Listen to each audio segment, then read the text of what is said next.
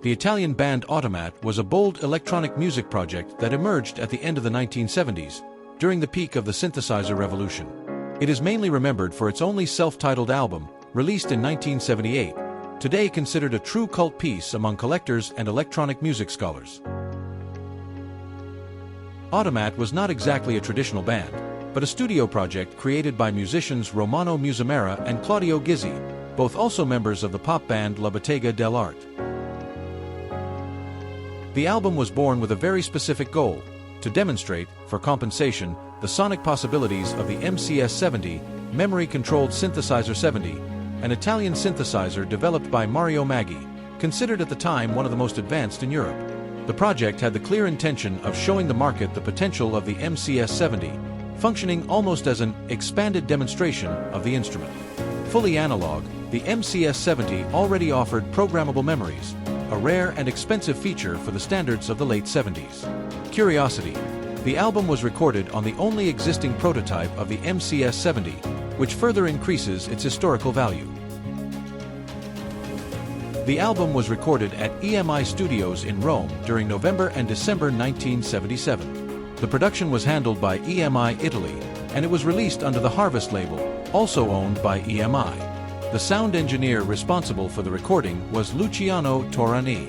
The project was conceived by Musumarra, who proposed to EMI the creation of an instrumental electronic music album using the MCS-70, and the label suggested that Claudio Gizzi, a more experienced composer, also participate. Production was completed in just 4 weeks, with the main objective of demonstrating the synthesizer's capabilities. The last track, Decadence, was left incomplete due to time constraints. Musically, the work engaged with the electronic avant-garde shaped by groups like Kraftwerk, Tangerine Dream, and even Giorgio Moroder, but it had its own identity. Although it had the character of a technological showcase, the album also fits within the musical scene of the time: krautrock, cosmic disco, Italian science fiction, and horror soundtracks. Its repetitive textures, spacey atmospheres, and mechanical beats anticipated what, a few years later, would be known as Italo disco, and also influenced electronic dance music that would flourish in the 80s. Despite the good critical reception and cult interest it sparked, Automat had no continuity. The project was never intended as a long-term career. It was mainly a technological showcase for the MCS-70.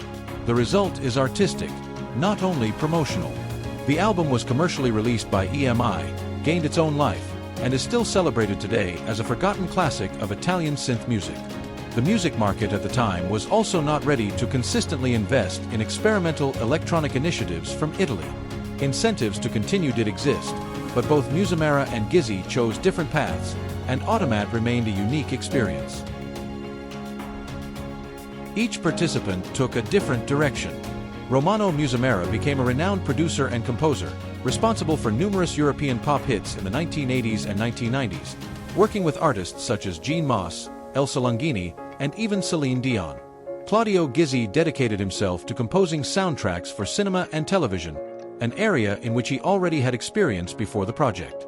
Mario Maggi, creator of the MCS-70, continued to work on musical instrument development and electronic engineering, maintaining his name associated with technological innovation. The MCS-70, despite its quality, was not produced on an industrial scale. It is believed that only one functional unit was built. This unique exemplar was used directly in the recording of the Automat album and, according to collector records, survives today in private hands.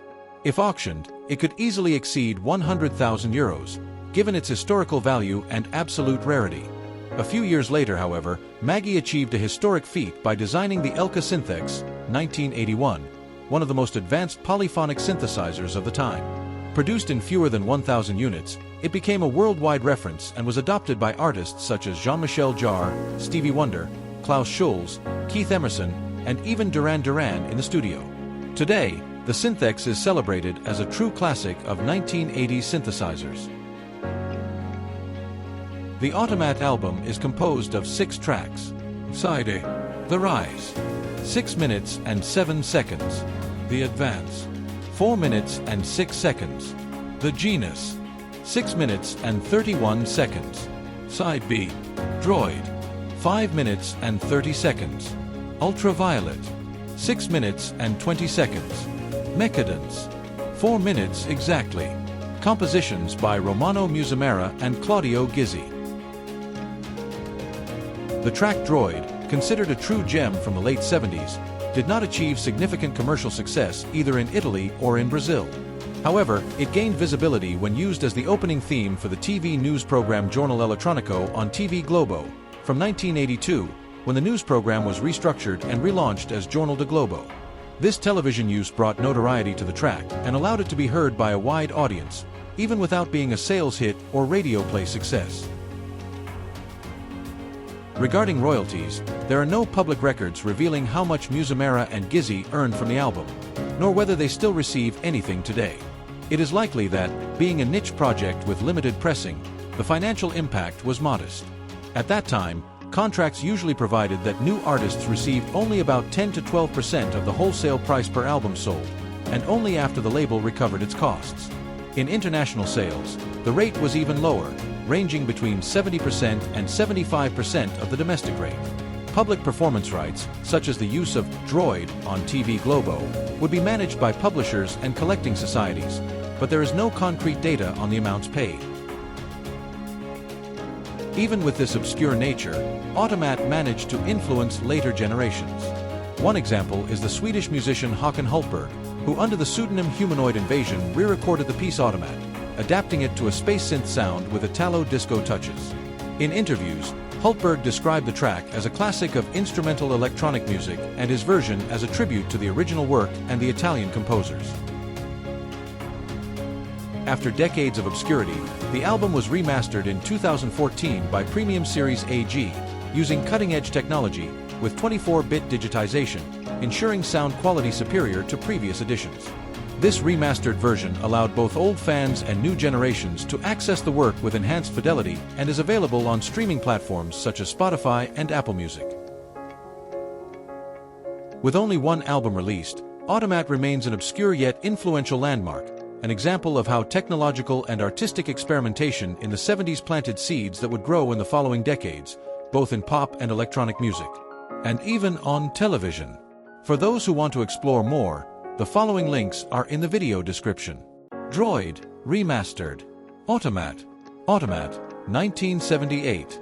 Full album. Humanoid Invasion. Automat, 2021. 80s style. 70s electronic tribute.